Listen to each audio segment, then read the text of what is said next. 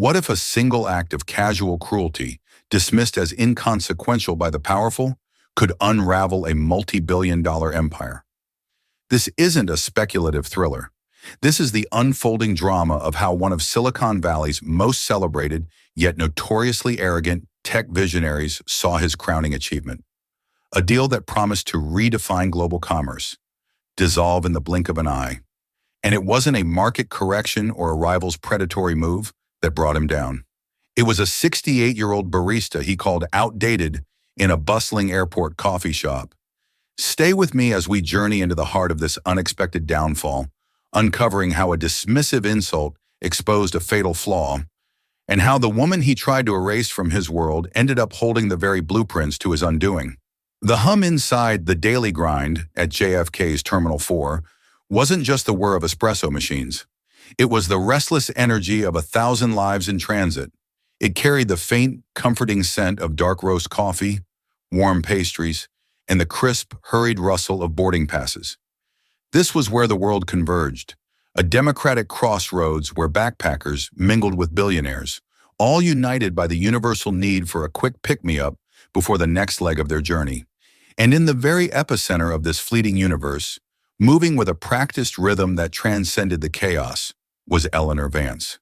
To the legions of passengers, if they noticed her at all, Eleanor was simply part of the predictable airport landscape.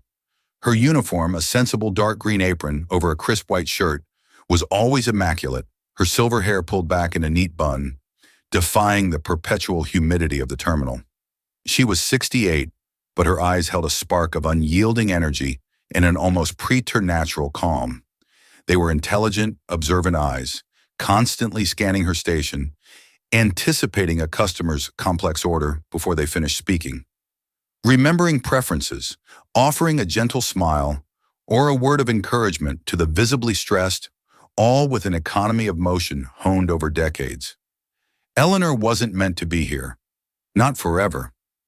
30 years ago, she had been a respected urban planner, her meticulous designs shaping parks and revitalizing neglected neighborhoods in her beloved New York City. But then a series of devastating blows, the unexpected death of her husband, a brutal economic downturn that decimated municipal budgets, and the sudden, all-consuming need to care for her ailing sister. The pension cuts hit hard, the savings dwindled, and Eleanor, with quiet resolve, found herself trading blueprints for baristas, the intricate geometry of cityscapes for the steaming dance of lattes. She had traded urban renewal for morning rituals, but she brought the same fierce attention to detail and unwavering sense of purpose to her new role. She wasn't just a barista. She was an anchor in a fleeting world, a silent maestro of comfort and routine. Today, however, her quiet universe was about to collide with a supernova of self-importance. The line at the daily grind stretched long, a serpentine queue of weary travelers. Eleanor was the quickest on the machine, her hands moving with an almost artistic grace as she pulled shots, steamed milk, and artfully capped each cup with a flourish of foam. Then he arrived, Victor Sterling. The name buzzed through the tech world like a virus. CEO of Nexus Labs, a company that had rewritten the rules of personalized digital experiences with its cutting-edge AI. Sterling was barely 45. He was dressed in a ridiculously sleek, custom-fitted athleisure suit, a limited edition smart jacket that probably cost more than Eleanor's annual salary, and pristine, self-lacing sneakers. He didn't walk. He strode, a holographic watch gleaming on his wrist as he jabbed at his latest foldable phone. A pair of augmented reality glasses perched on his nose, flickering with unseen data. He didn't acknowledge the line, brushing past a harried mother with a stroller and striding directly to the front.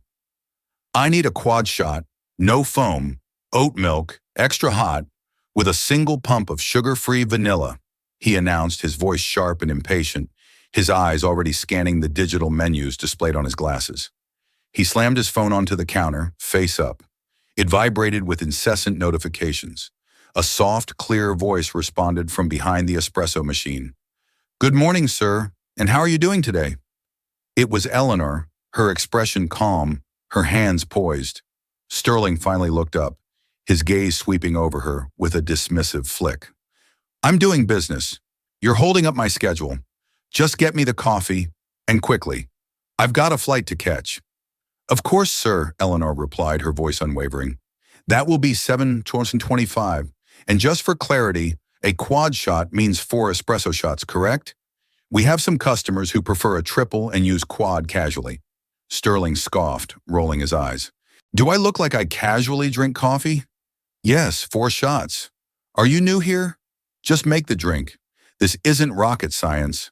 He thrust his credit card over the counter without making eye contact. Eleanor processed the payment with practiced ease. It will be ready in just a moment, sir. Thank you. As she turned to begin preparing his elaborate order, she heard him mutter into his phone, ostensibly to an unseen assistant. Seriously, I'm trying to close a $5 billion deal to integrate Nexus AI into global retail infrastructure, and I'm stuck dealing with manual labor. It's like stepping into a time machine. Eleanor felt a familiar, deep-seated weariness settle in her bones. It was going to be one of those mornings. She retreated to the rhythmic clang of the espresso machine, her mind already cataloging the man. Sterling was a supernova, burning bright but dangerously uncontrolled. He mistook impatience for efficiency and volume for power. It was a distinction Eleanor, a student of human nature and urban flow, understood all too well. The silent language of the queue, the subtle nods of empathy from other customers, was already telling a story, and she had a front-row seat to its unfolding drama. The next few minutes were a masterclass in contrast. Eleanor worked with precise, fluid movements, each action economical and purposeful. She steamed the oat milk to exactly the right temperature, ensuring its subtle sweetness wasn't scalded. She pulled the espresso shots with the golden crema, indicative of perfect extraction. She even managed a small, almost imperceptible tulip latte art on top, a tiny gesture of her enduring pride in her craft, even for a customer who wouldn't notice. Victor Sterling, on the other hand, treated the coffee shop counter as his personal command center. His phone was a constant, vibrating companion. He took 2 calls, speaking in clipped, aggressive sentences filled with tech jargon. No, reroute the API through the Singapore node. I don't care about the latency. Just push the update, he barked into his phone, oblivious to the other weary travelers in line. He occasionally glanced at Eleanor, a look of barely concealed exasperation on his face, as if her very presence was an affront to his digital existence. As Eleanor finished his drink, she placed it carefully on the counter, ensuring the lid was secure and the sleeve in place. Here you go, sir, she said, her voice calm and professional. Your quad shot, no foam, oat milk, extra hot, with a single pump of sugar-free vanilla. Enjoy your flight. Sterling snatched the cup, not even glancing at her. His eyes were glued to his holographic watch, which was projecting a complex array of charts and data points. Finally, he muttered, already walking away. But as he turned, his hurried motion, combined with the slight condensation on the extra hot cup, caused the sleeve to slip a fraction. The cup, gripped too loosely, tilted. A few drops of the scorching hot coffee splashed onto the back of his hand, the one holding his phone. The reaction was not just disproportionate, it was explosive. Sterling stopped dead in his tracks, dropping the offending cup with a crash that echoed through the busy terminal. The dark liquid spread across the polished floor, a stark stain on the pristine tile. What the hell? He roared, his voice cutting through the ambient airport noise like a siren. The entire coffee shop, which had been a low murmur of conversation and clattering ceramic, fell deathly silent. Every eye turned to Victor Sterling, his face contorted into a mask of pure, unadulterated rage. "Watch what you're doing, you incompetent relic," he shouted, glaring at the few drops of coffee on his hand, and then at his now coffee-splashed phone, frantically wiping it on his expensive athleisure suit. Eleanor froze, her heart hammering against her ribs, a familiar ache starting in her lower back. She felt 100 pairs of eyes on her, a wave of heat rising to her cheeks. "Sir, I am so terribly sorry. It was an accident," she said, her voice trembling slightly but still clear. Her decades of training, her unwavering commitment to customer service kicked in, and she immediately reached for a clean cloth to wipe the spilled coffee. But Sterling slapped her hand away with surprising force. Don't touch me. An accident? You think I'd care if it was an accident? This is a prototype phone, worth more than your entire life savings. Do you have any idea what's on here? This isn't just incompetence. It's an insult. You're an insult. He glared at her, his eyes burning with a cruel, dismissive contempt. People like you, you're obsolete, a remnant of a bygone era. You move too slow, you think too slow. You have one simple job, make a damn cup of coffee, and you can't even do that without screwing it up. He leaned in, his voice dropping to a venomous hiss, more terrifying than his shout. Are you completely outdated? The word outdated hung in the silent air, ugly and sharp. It wasn't just a question. It was a condemnation, a judgment delivered from on high by a man who believed his youth and net worth gave him the right to define the relevance of others. For Eleanor, the world went into a surreal, slow motion. She heard the word, and it was like a physical blow. Outdated. After all the years of meticulous planning, the late nights poring over urban maps, the passion for community, the quiet sacrifices she had made for her family and her city, it all came down to this. In this man's eyes, she was nothing more than an irrelevant, slow, old woman in an apron. A flicker of raw hurt crossed her face, so fleeting that only a truly observant person would have caught it. Then something inside her snapped, not in a fit of anger, but in a moment of absolute, crystalline clarity. The exhaustion, the fear of losing her job, the constant microaggressions from entitled travelers. It all coalesced into a single point of steel in her spine. She straightened her posture, lifted her chin, and met Victor Sterling's furious gaze with an expression of unshakable calm. She did not cry. She did not shout. She simply held his gaze. And from across the terminal, a figure who had been observing the escalating drama with an unnerving stillness stepped forward.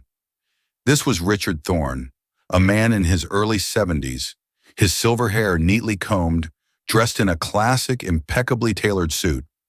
Thorne was a legend in global infrastructure, CEO of Atlas Global, a company that built the physical world Sterling's digital creations ran on. Ports, railways, data centers, the very backbone of modern civilization. He had a flight delay, and like many others, had been patiently waiting in line for his coffee, watching the scene unfold. Thorne saw the accidental spill. He saw Sterling's monstrous overreaction. He saw the cruel, unnecessary insult. But most importantly, he saw the moment the barista, this elderly woman, refused to be broken. He saw the fire ignite in her eyes, a quiet dignity that was more powerful than all of Victor Sterling's blustering rage. The clock had stopped. The bomb had gone off. But the person left standing in the wreckage wasn't the one anyone expected. The $5 billion deal, the fusion of digital and physical worlds, was hanging by a thread, and Victor Sterling, the visionary, was far too arrogant to realize he was the one holding the scissors. The silence in the daily grind was absolute, a heavy blanket of shock and secondhand embarrassment. Victor Sterling stood there, chest puffed out, still glaring at Eleanor, expecting her to dissolve into tears or be summarily escorted away by security. He was waiting for his public validation, a clear declaration of his dominance. It never came. Eleanor did not break his gaze. Her face remained a mask of professional neutrality, but her eyes were alive with a new light. The hurt had been replaced by something else, an incandescent focus. She took one small, deliberate breath. Then she spoke. Her voice was no longer the soft, deferential tone of a service worker. It was crisp, level, and possessed a chilling precision that cut through the lingering tension. "No, Mr. Sterling," she said, her voice carrying easily through the silent coffee shop. "I am not outdated, but you, sir, may have just made a profoundly antiquated mistake." Sterling blinked, momentarily stunned by her audacity. "What did you just say to me?" he hissed, his face now a mottled red. Before he could continue, Eleanor's gaze flickered from his face down to the abandoned prototype phone, still splashed with coffee on the floor. Her eyes, trained for decades to find patterns in complex urban systems and understand the flow of information, scanned the glowing holographic display, catching glimpses of text and diagrams.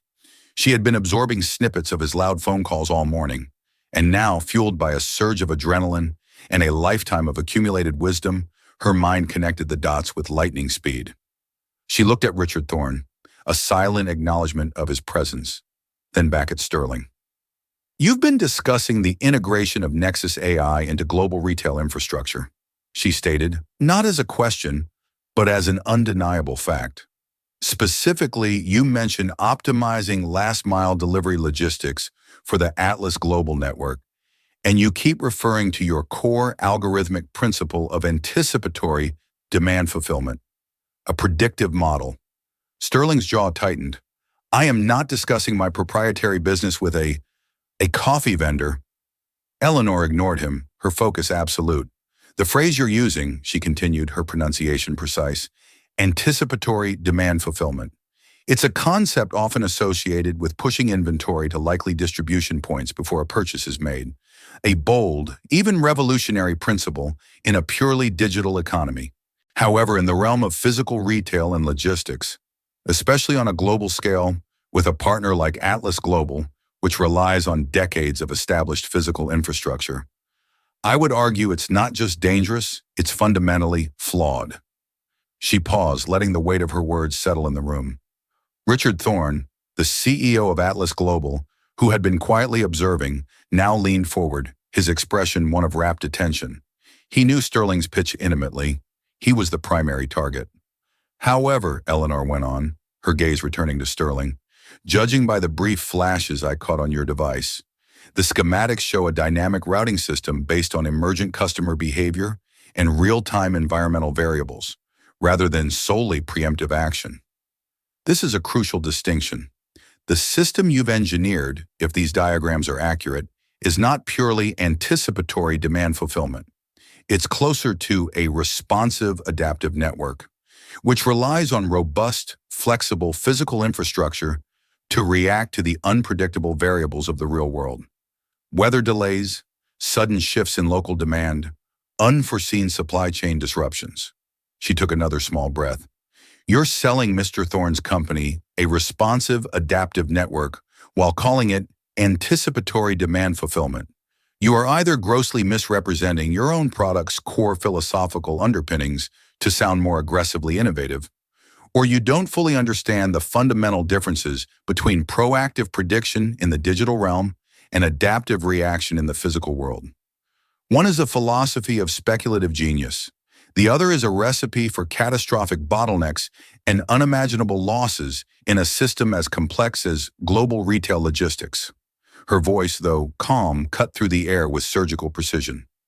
"So to answer your question, Mr. Sterling, no, I am not outdated, but I'm beginning to have serious doubts about your understanding of the very physical world your algorithms claim to conquer." The entire coffee shop was stunned into a new dimension of silence. Victor Sterling's face, which had been red with rage, slowly drained of all color, leaving a pasty, sickly white. He looked as if Eleanor had just stripped him bare in the middle of his own boardroom. He, the tech visionary, the self-proclaimed genius, had just been publicly dissected and corrected on the specifics of his own sales pitch by a barista. An outdated barista, no less. He opened his mouth, but no sound came out. The sheer, unadulterated humiliation had rendered him mute.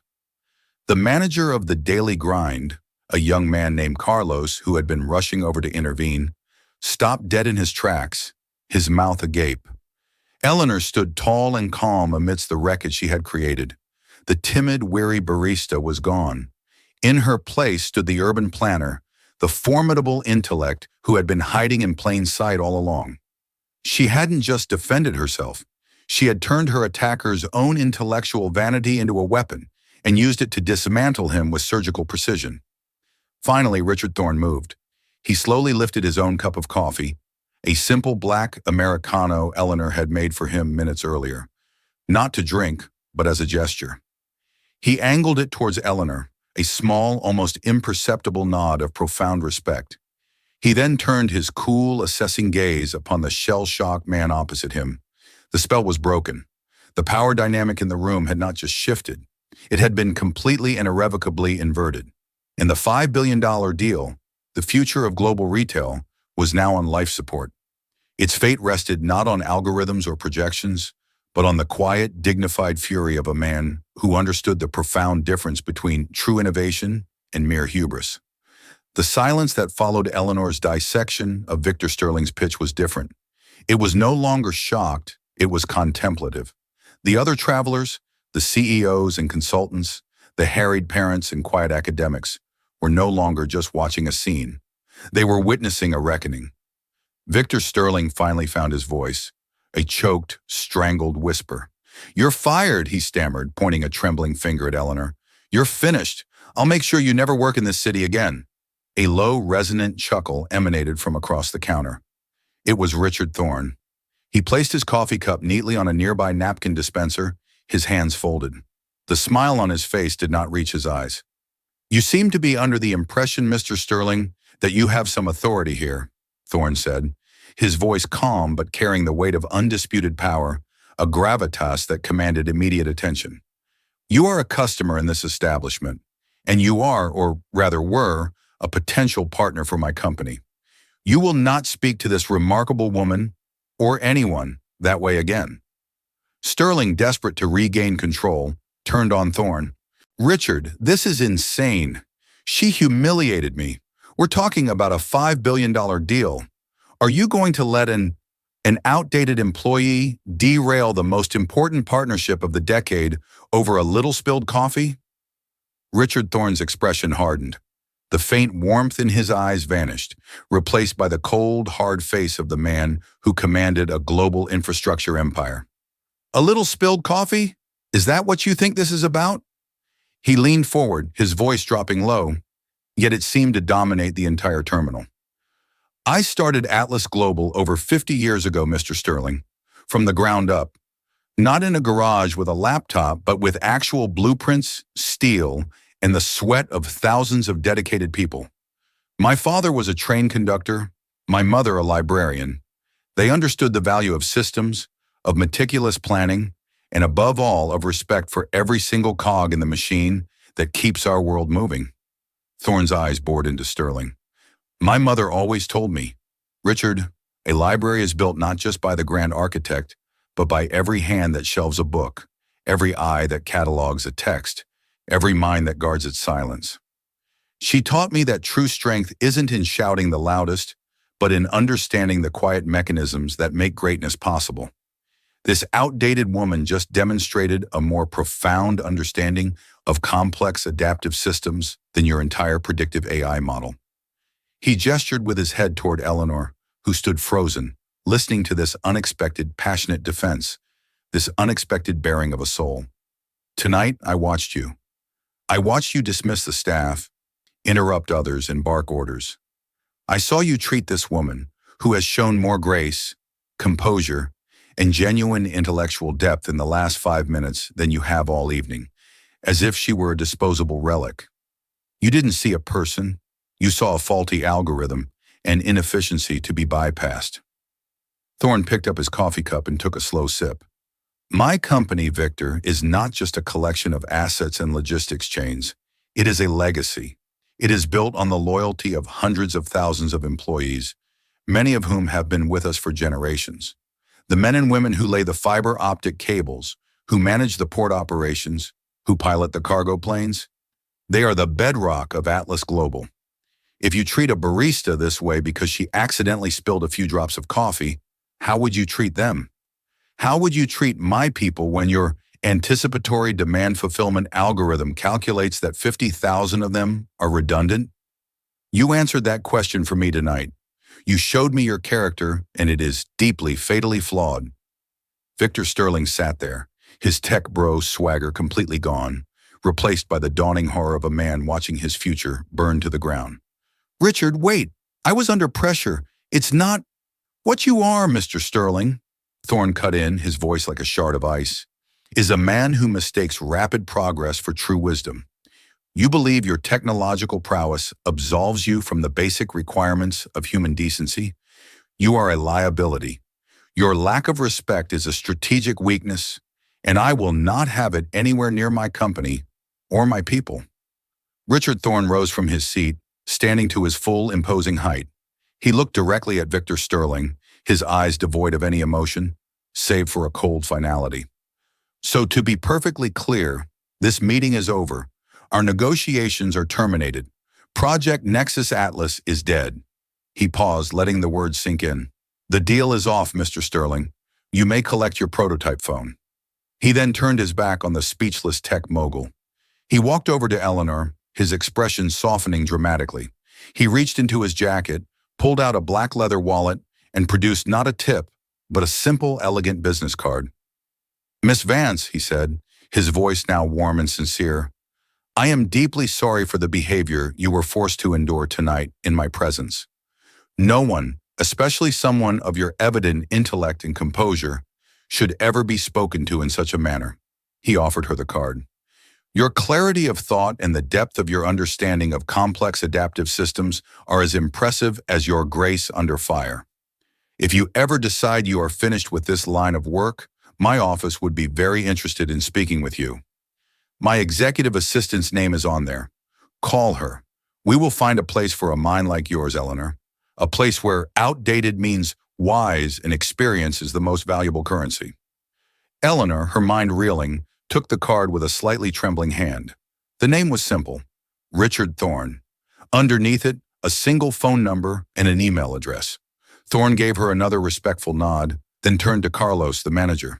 Please add a $10,000 tip to my bill for this young lady's exceptional service, and ensure she is not reprimanded in any way for tonight's events. They were, shall we say, profoundly educational. With that, Richard Thorne turned and walked out of the daily grind, leaving behind a shattered $5 billion deal, a humiliated tech mogul, and a 68-year-old barista holding the key to a future she thought had been lost forever. The moment Richard Thorne's formidable presence left the coffee shop, the spell of silence shattered. A wave of whispers erupted, the sound of 100 travelers dissecting the corporate execution they had just witnessed. Victor Sterling remained frozen, staring at his coffee-splashed phone on the floor. The buzzing from its notifications sounded like a swarm of angry hornets, now mocking him. He looked at it, then at Eleanor, his eyes a mixture of pure hatred and utter disbelief. He had walked in as a king and was now a public spectacle. His humiliation served as the airport's unadvertised main attraction. Without another word, he snatched his phone, shoved it roughly into his smart jacket, and stormed out of the coffee shop, bumping into several people without bothering to apologize. The automatic doors slid shut behind him, leaving a void where his colossal ego had been. Eleanor was suddenly the center of a vortex. Carlos, her manager, rushed to her side, his face a mess of confusion, awe, and thinly veiled terror. Eleanor, Ms. Vance, are you all right? What was that? I'm fine, Carlos, she said, her voice still steady, though her hands were shaking, clutching the heavy cardstock of Richard Thorne's business card. The other baristas and kitchen staff treated her like a returning war hero. The woman who usually cleaned tables gave her a solemn nod of approval. The cook from the back peeked out, a wide grin on his face. They had all endured the indignities of rude customers like Sterling, but none had ever seen one so thoroughly and publicly dismantled. Eleanor had become a legend in the space of 10 minutes. But for Eleanor, the reality was more complex. The adrenaline began to fade, replaced by a profound sense of shock and a terrifying uncertainty. She had stood up for herself, yes, but she had also just provoked a powerful, vindictive billionaire. She had broken every rule of service. Carlos might be impressed now, but what about tomorrow? Would Sterling's connections get her blacklisted from every service job in the city? Had she just sacrificed her last lifeline for a moment of righteous defiance? She finished her shift in a daze, going through the motions mechanically. The patrons who remained looked at her with a newfound respect, their gazes lingering. A few even offered her words of support as they left. Well done, Miss Vance, one elderly businesswoman whispered as she passed. Someone needed to say it. When she finally left the daily grind in the early afternoon, the cool New York air felt like a balm on her flushed skin. She walked slowly through the busy terminal, the sounds of announcements and distant jet engines a blur. Richard Thorne's business card felt like a lead weight in her apron pocket. The offer had been real, she knew. The look in his eyes had been sincere. But her world had been one of cautious survival for so long that hope felt like a dangerous, foreign concept. Could she really just call the office of one of the most powerful men in the world? What would she even say? She spent a sleepless night replaying the events in her mind. The condescending questions, the snap of his fingers, the ugly sneer on his face, the crushing weight of that one word, outdated. And then the memory of Richard Thorne's story about his parents, the train conductor and the librarian. It was that story that resonated most deeply. He hadn't just been defending her, he had been defending the honor of every person who works tirelessly, often invisibly, every person whose labor makes the lives of men like Victor Sterling possible. He understood that true value lay not just in innovation, but in the enduring systems, the quiet expertise, and the fundamental dignity of human effort. The next morning, news of the deal's collapse began to leak. The financial blogs were on fire. Nexus Labs' 5B Atlas Global deal mysteriously implodes, read one headline. Sterling's volatility raises red flags for investors, said another. No one knew the real reason, but the speculation was rampant. Nexus Labs' stock, which had surged in anticipation of the deal, began to tremble. Eleanor sat in her small, meticulously kept apartment, the sounds of her sister's gentle breathing from the next room a constant comfort. She looked at the small pile of bills on her kitchen table, rising medical costs, utilities, rent, and she looked at the business card sitting next to her half-finished cup of tea. She was scared, but for the first time in years, she was more inspired than she was afraid. She had been reminded of who she was before she was a barista, an architect, a planner, a systems thinker, a person of profound value. Richard Thorne hadn't just offered her a job.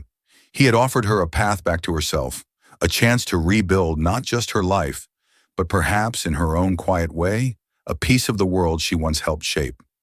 With a deep breath that was half prayer, half resolve, she picked up her phone. She dialed the number on the card. Office of Richard Thorne, this is Margaret. A polite, professional voice answered. Eleanor's heart pounded. Hello, she said, her voice clearer than she expected. My name is Eleanor Vance. Mr. Thorne gave me his card last night. He told me to call. There was a brief pause on the other end, but no confusion. Ah, Miss Vance. Yes, Mr. Thorne informed me you might be calling. He was exceptionally impressed. He has already cleared his schedule.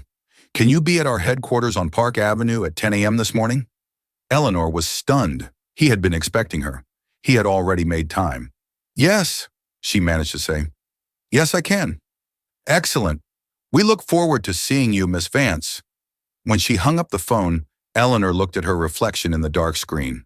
The tired barista was gone.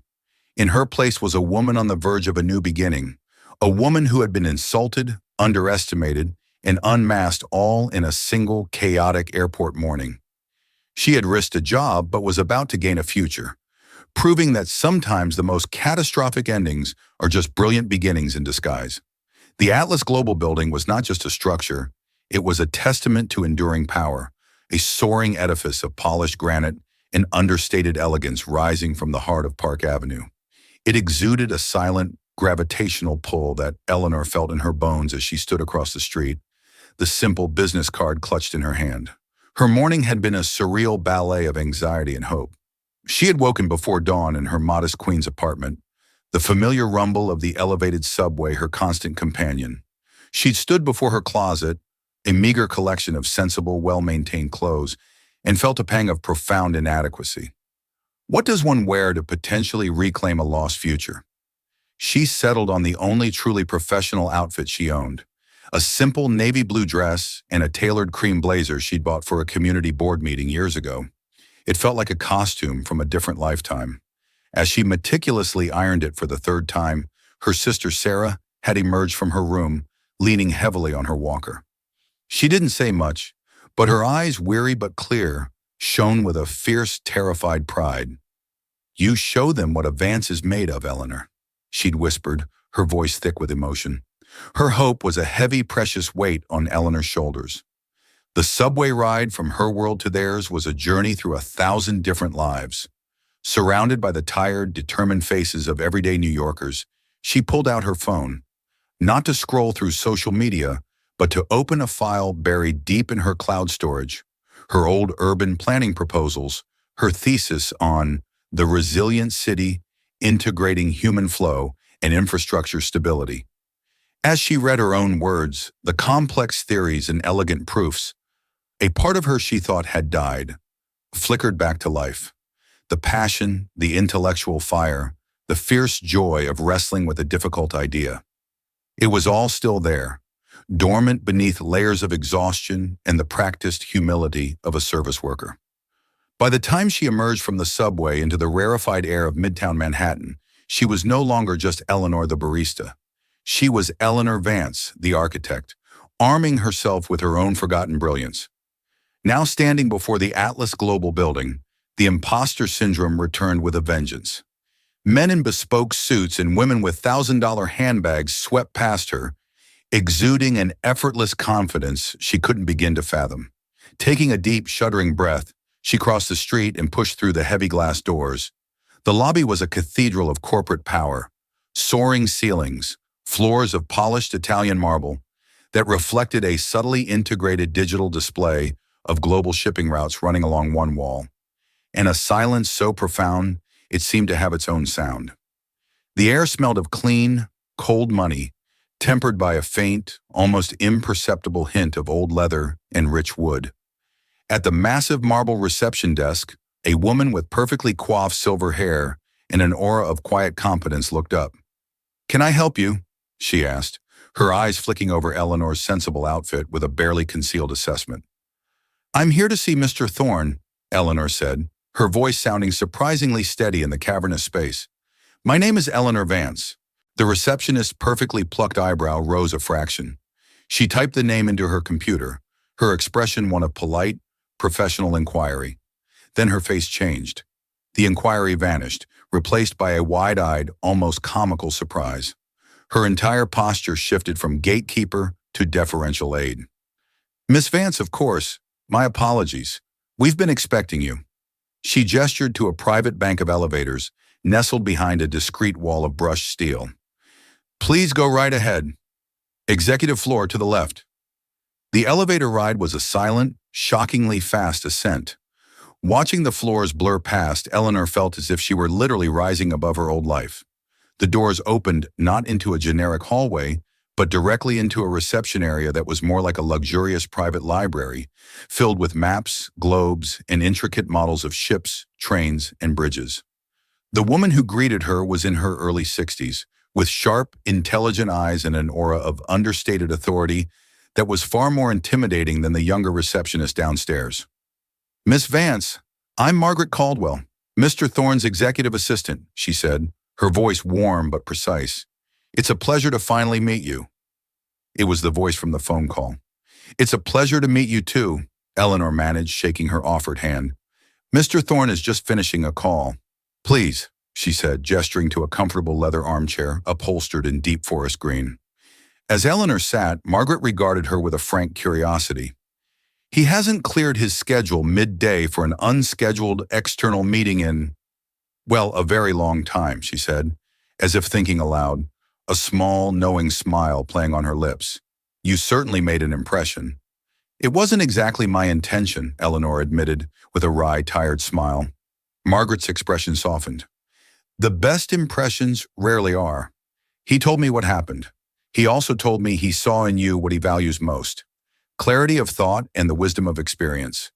You'll find those are the only currencies that truly matter on this floor, especially in a world obsessed with new for new's sake." Just then, a door opened and Richard Thorne emerged. Dressed in a simple, elegant navy suit and a perfectly knotted silk tie, he looked more like a respected academic than a corporate titan.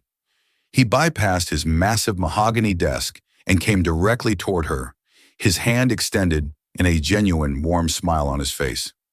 "Eleanor, thank you for coming. I'm so glad you called," he said, his grip firm and reassuring. "Please come in. Can Margaret get you some coffee? I promise the service is impeccable and no one will spill a drop." The small joke, a shared secret between them, instantly dissolved the last of her tension. "Thank you, sir. I'm fine," she replied, a genuine smile now gracing her lips. He led her to a seating area near the vast floor-to-ceiling windows, which offered a breathtaking panoramic view of the city sprawling below. A city she knew intimately, its history, its veins of infrastructure, its beating heart. The office was a reflection of the man, walls lined with books on history, engineering, and urban development. Intricate models of bridges, port facilities, and high-speed rail networks from different eras, and framed vintage maps of ancient trade routes juxtaposed with glowing digital projections of real-time global logistics data. It was the office of a builder, a historian, and a strategist, not a mere financier. "I trust you've had some time to process the events of last night," he began, his tone gentle and understanding.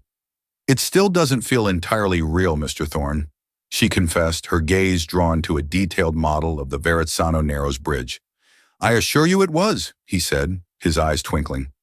"And I meant what I said. I had Margaret send for some of your old professional records this morning, from the Department of City Planning, from your university archives." He nodded to his assistant, who discreetly placed a thin, elegantly bound portfolio on the coffee table. "Margaret was kind enough to summarize them for me, but I find summaries often lack the soul of a thing. Tell me about your work, Eleanor, in your own words. Why urban planning? What is it about the intersection of human lives and the concrete structures that facilitate them that fascinates you?" This was not the interview she had expected. He wasn't testing her. He was inviting her to be herself, to reignite the passion she thought she had buried. A spark ignited within her, spreading warmth through her chest. "Cities are living organisms, Mr. Thorne," she began, her voice gaining confidence, a resonance she hadn't heard in years. "They're incredibly complex adaptive systems, but they're messy. They're filled with human ambition, unexpected disruptions, and the constant need for evolution. A poorly designed traffic flow can cripple a local economy. A mismanaged waste system can devastate an entire neighborhood.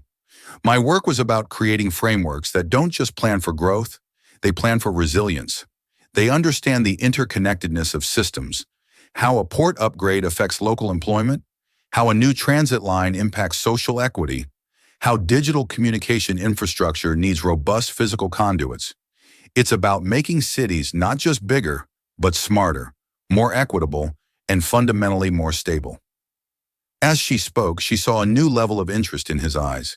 He leaned forward, fully engaged, a deep respect in his gaze. "Go on. Think of it like one of your global shipping networks," she said, improvising, finding a shared language. "A simple infrastructure plan is like a map that shows you the shortest distance from point A to point B. But my system was like an experienced urban ecologist. It understood the hidden currents of demographics, the sudden storms of economic shifts, the delicate balance of community needs. It didn't just plot a course. It ensured the cargo, the lives, the livelihoods, the well-being of the city's inhabitants arrived intact, and that the vessel, the city itself, remained healthy and robust." Richard Thorne sat back, a slow, deeply impressed smile spreading across his face.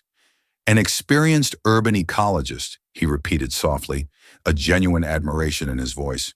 "That, Eleanor, is the best explanation of truly integrated infrastructure planning I have ever heard." He looked at her, his gaze direct and serious. "Last night, I told you Victor Sterling's weakness was his character. His arrogance is a strategic blindfold. He built a system to predict the future, but couldn't see the fundamental realities of the present or the people standing right in front of him. My company's greatest vulnerability isn't storms or political unrest. It's misunderstanding the complex interplay between the digital and the physical, between innovation and human endurance.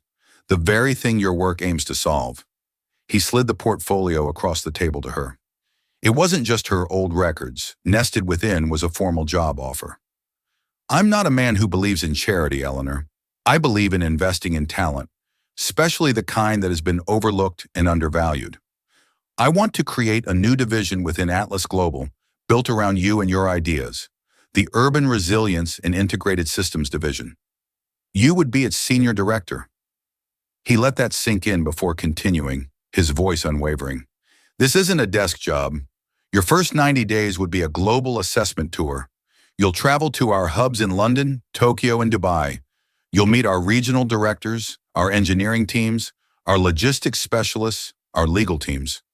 You will listen to them, understand their challenges, and identify where the digital future meets the physical reality. Then you will come back here and build your team. I will give you access to our top engineers, our brightest data scientists, a substantial budget, and a direct line of communication to me. Your mission is to turn your thesis from theory into the new central nervous system of my company, ensuring that as technology advances, our physical world remains robust, ethical, and human-centric. Eleanor stared at the document, at the title, at the salary figure that made her head spin, at the scope of the responsibility that was both terrifying and exhilarating. But it was the final part of the offer that broke through her composure. Furthermore, Thorne said, his voice softening, his gaze kind, Atlas Global will immediately assume and settle the entirety of your sister Sarah's outstanding medical debts and ensure she has access to the best long-term care facilities. We consider it a signing bonus and a gesture of our commitment to the people who build and sustain our world. And for you, Eleanor, we will establish a generous fund to pursue any further education or research you desire at your own pace whenever you are ready. We are investing in your past, your present, and your incredible future. All we ask in return is your unparalleled brilliance and your unshakable integrity. That was when the tears finally came. They weren't tears of sadness or fear, but of a profound, earth-shattering relief. It was the release of years of pent-up grief, of the crushing weight of responsibility she had carried alone for so long. She wasn't just being offered a job. She was being given back her life, her purpose, and a chance to truly care for her beloved sister without the constant gnawing fear of financial ruin. I don't know what to say, she whispered, her voice choked with emotion, tears streaming down her face. Say you'll accept, Thorne said gently, reaching across the table to offer her a pristine white handkerchief. She looked up, wiping her eyes, and met his gaze. In his eyes, she saw not pity, but a deep, unwavering belief in her, a recognition of her true worth. And for the first time in years, she felt that same belief in herself, stronger than any fear or doubt. I accept, she said, her voice clear and strong, resonating with newfound purpose. The first week was a whirlwind, a baptism by fire. Eleanor was given a temporary office on the executive floor, a stone's throw from Thorne's own. Margaret Caldwell, true to her word, took her under her wing, guiding her through the labyrinthine protocols and introducing her to key personnel. There was skepticism, of course. She was an outsider, a 68-year-old former barista with no recent corporate experience, handpicked by the CEO. In a meeting with the head of digital innovation, a sharp but skeptical young executive named David Chen, Eleanor sensed resistance. With all due respect, Ms. Vance, he'd said, his arms crossed, a condescending edge to his voice, we have state-of-the-art AI for predictive modeling and smart city integration. What exactly do you, an urban planner from back then, bring to the table that our algorithms don't already cover? Instead of being intimidated, Eleanor saw her opening. Mr. Chen, she said, her voice calm and steady, your AI can predict where traffic congestion will occur with 98% accuracy. But can it tell you why that congestion happens? Can it factor in the human behavior of parents rushing to pick up children from a school that was poorly sited decades ago? Can it understand the historical zoning laws that created food deserts, leading to inefficient delivery routes for essential goods? Your algorithms predict patterns. I'm here to build a system that understands the root causes of those patterns and designs physical solutions that account for human history, human needs, and human resilience. There's a profound difference between prediction and true foresight, between data and wisdom. A silence fell over the room. David Chen stared at her, his skeptical smirk slowly fading, replaced by a look of grudging respect, then genuine intrigue. From that moment on, she had the full, enthusiastic cooperation of his department. They saw not a rival, but a vital complement to their digital prowess. The most profound moment of that first week, however, happened outside the office. It was a phone call she made from the privacy of her new, still somewhat sparse office overlooking the vast expanse of the city, its arteries of roads and bridges now visible through a new lens. She dialed the number for her sister Sarah's nursing home billing department. After navigating the automated menus, she spoke to a clerk. "Yes, I'm calling to settle the account of Miss Sarah Vance," she said, her heart pounding with a mixture of dread and hope. She gave the account number, which was burned into her memory. "Okay," the clerk said tiredly. "The outstanding balance is $215,876.43. How would you like to make a payment today?" Eleanor took a deep breath, the city stretching out before her. "I'd like to pay the full amount right now." She calmly read out the Atlas Global corporate account number Margaret had given her, the numbers feeling impossibly real on her tongue. After a few moments of frantic typing and a stunned gasp, the clerk came back on the line, her tone completely transformed. "Ma'am," she said, her voice filled with disbelief and awe, "the payment has been approved. The balance is zero. Your sister's account is settled in full." Hanging up the phone, Eleanor leaned her forehead against the cool glass of the window. She closed her eyes, and for the first time in years, she felt the breathtaking freedom of an open sky, unburdened by debt, unchained by fear. Months later, in a London boardroom high above the Thames, the atmosphere was electric. Eleanor, now a poised executive in a sharply tailored suit, commanded the attention of the company's entire European board. Her urban resilience navigator was no longer a theory, but a powerful, functioning tool. "As you can see," she said with quiet authority, "the system has flagged a critical point of failure in the Crossrail expansion."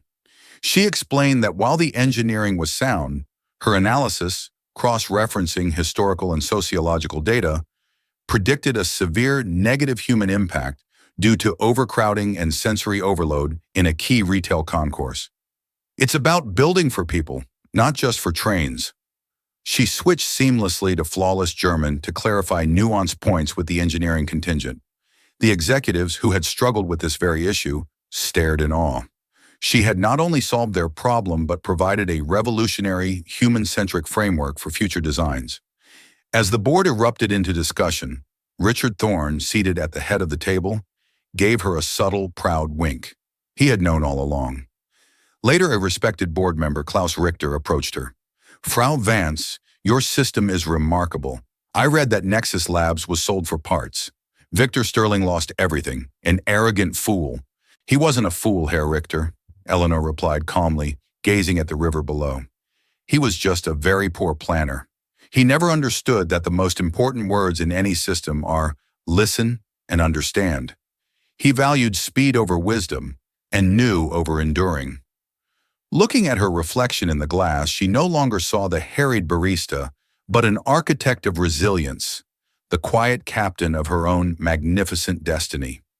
She had proven that true progress isn't about discarding the outdated, but integrating timeless wisdom with innovation. The story of Eleanor and Victor is a powerful reminder that character is revealed in small moments.